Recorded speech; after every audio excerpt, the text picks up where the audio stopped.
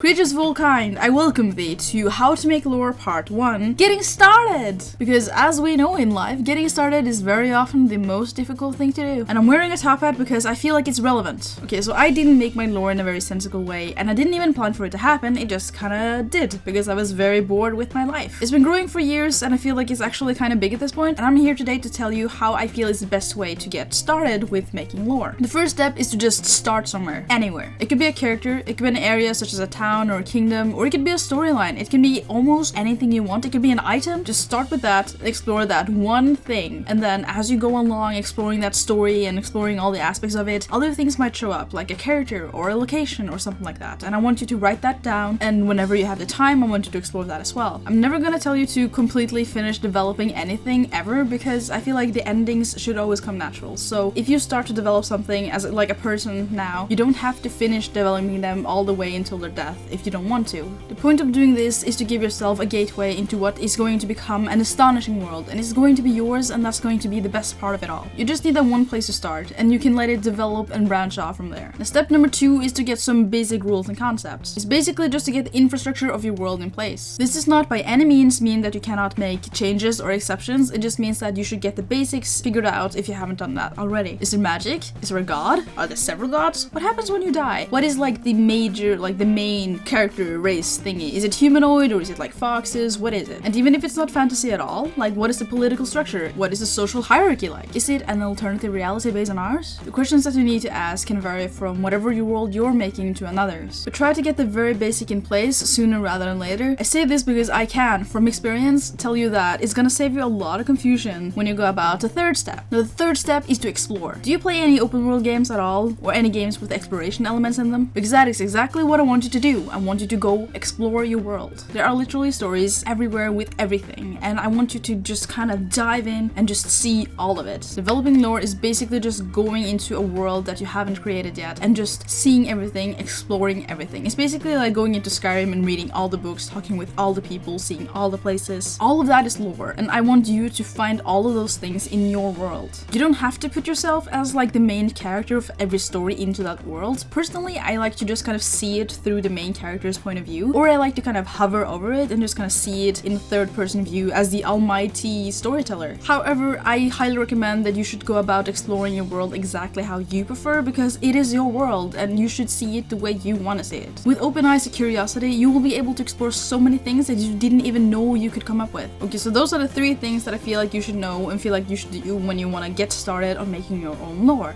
However, I'm aware that not everyone is used to the way of making stuff up as they go, such as I'm suggesting here. The way I'm talking about it is basically as if the world is already in your head, but in reality, I'm just making stuff up as I go. I do know other people who do it like this, but I also know people that struggle with it. So in my next video, I'm gonna be talking a lot more about free-running creativity and the solution if you're not very good at it or if you're not very used to it. Please subscribe if you want to see that, because not being used to making stuff up as you go should not be an excuse for you not to have your own fantastic world. And I know I'm flailing so much with my arms, but it's just reality, man. It's just what happens. And so with that, I'm gonna take my leave. My lore starting point was a castle, and I went through generations of the royals who lived there and their stories and how their lives turned out and how they changed the kingdom that they were royals of. In the comments, I want you to let me know what your starting point is going to be when you go ahead and start making your own lore, and I'm gonna see you next time. Good luck. Bye.